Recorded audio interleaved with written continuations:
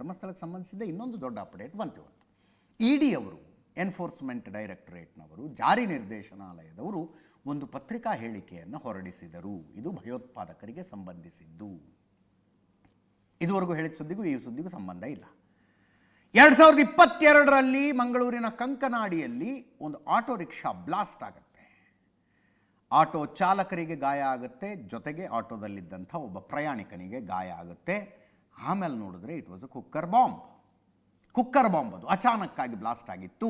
ಶಾರಿಕ್ ಅನ್ನುವಂಥ ಈ ವ್ಯಕ್ತಿ ಬಾಂಬ್ ರೆಡಿ ಮಾಡಿ ತೆಗೆದುಕೊಂಡು ಹೋಗೋದಕ್ಕಿಂತ ಮೊದಲು ತೆಗೆಸಿಕೊಂಡಿದ್ದ ಫೋಟೋ ಇದು. ಐಸಿಸ್ ಮಾದರಿಯಲ್ಲಿ ತೆಗೆಸಿಕೊಂಡಿದ್ದಂಥ ಫೋಟೋ ರೆಡಿ ಮಾಡಿ ಇಟ್ಕೊಂಡು ತಗೊಂಡು ಹೋಗ್ತಾ ಇದ್ದ. ನೋಡಿ, ಇಲ್ಲಿ CCTVಲಿ ಕಾಣಿಸ್ತಾ ಇದೆ. ಬ್ಲಾಸ್ಟ್ ಆಯಿತು.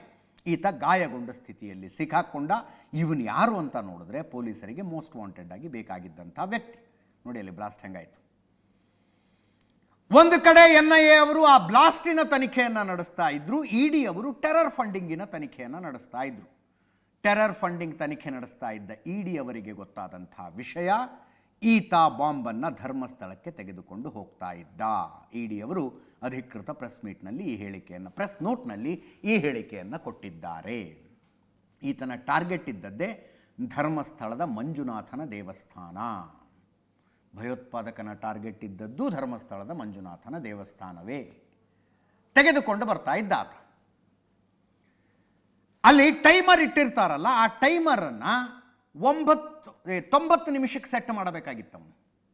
90 ನಿಮಿಷಕ್ಕೆ ಪೊರಪಾಟಾಗಿ 9 ಸೆಕೆಂಡಿಗೆ ಸೆಟ್ ಮಾಡ್ಕೊಂಡ್ಬಿಟ್ನಂತೆ.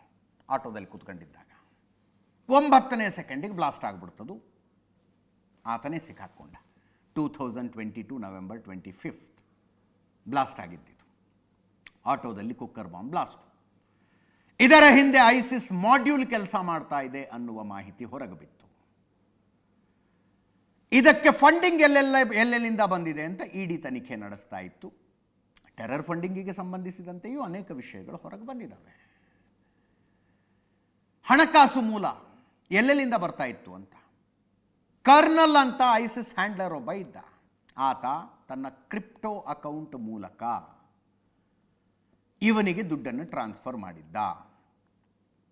ಟೆಲಿಗ್ರಾಮ್ ಆ್ಯಪ್ ಮೂಲಕ ಬಾಂಬ್ ತಯಾರಿಕೆಯ ತರಬೇತಿಯನ್ನು ಕೊಟ್ಟಿದ್ದ. ಬೇರೆ ಬೇರೆ ಅಕೌಂಟ್ಗಳಿಂದ ಈ ಬಾಂಬ್ ಬ್ಲಾಸ್ಟ್ ಮಾಡೋದಕ್ಕೆ ಅಂತ ಭಯೋತ್ಪಾದಕರಿಗೆ 2,86,000 ರೂಪಾಯಿ ಟ್ರಾನ್ಸ್ಫರ್ ಆಗಿತ್ತು. ಆ ಹಣವನ್ನು ಐಡಿ ತಯಾರಿಸುವುದಕ್ಕೆ ಬೇಕಾದ ಕಚ್ಚಾ ಸಾಮಗ್ರಿ ಖರೀದಿ ಮಾಡೋದಕ್ಕೆ ಇವರು ಬಳಸಿದ್ರು. ತಮಿಳುನಾಡು, ಕೇರಳ, ಕರ್ನಾಟಕ 3 ರಾಜ್ಯಗಳಲ್ಲಿ ಎಲ್ಲೆಲ್ಲಿ ಬಾಂಬ್ ಬ್ಲಾಸ್ಟ್ ಮಾಡಬಹುದು ಅಂತ ಸರ್ವೆ ಮಾಡಿದ್ರು. ಇಡಿಯ ಪತ್ರಿಕಾ ಹೇಳಿಕೆಯಲ್ಲಿದೆ ಇದು. ಸೈಯದ್ ಯಾಸಿರ್ ಅನ್ನುವವನ ಅಕೌಂಟ್ನಿಂದಲೂ ಇವರಿಗೆ ಹಣ ಬಂದಿತ್ತು. 29,176 ರೂಪಾಯಿಗಳನ್ನು ಇಡಿ ಸೀಸ್ ಮಾಡ್ಕೊಂಡಿದೆ. ಬ್ಲಾಸ್ಟ್ ಆದ ದಿನಾನೇ ಪೊಲೀಸರು 39,228 ರೂಪಾಯಿಗಳನ್ನು ವಶಕ್ಕೆ ಪಡೆದಿದ್ದಾರೆ ಈತನಿಂದ.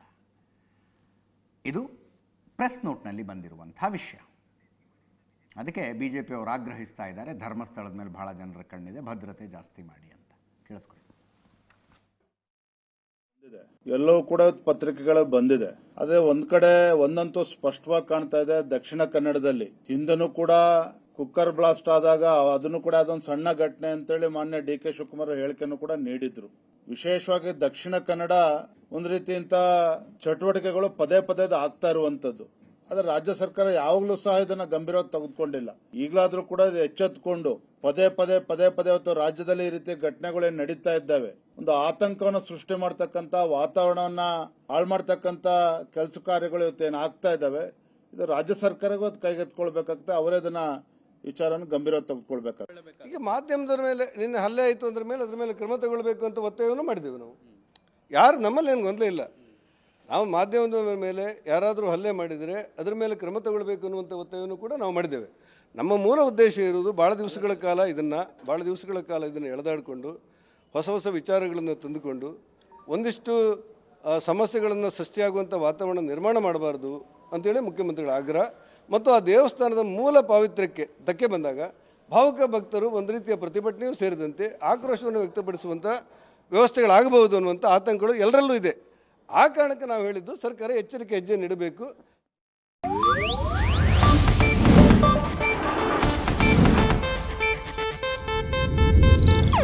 ಇದು ಏಷ್ಯಾನೆಟ್ ನ್ಯೂಸ್ ನೆಟ್ವರ್ಕ್ ಪ್ರಸ್ತುತಿ.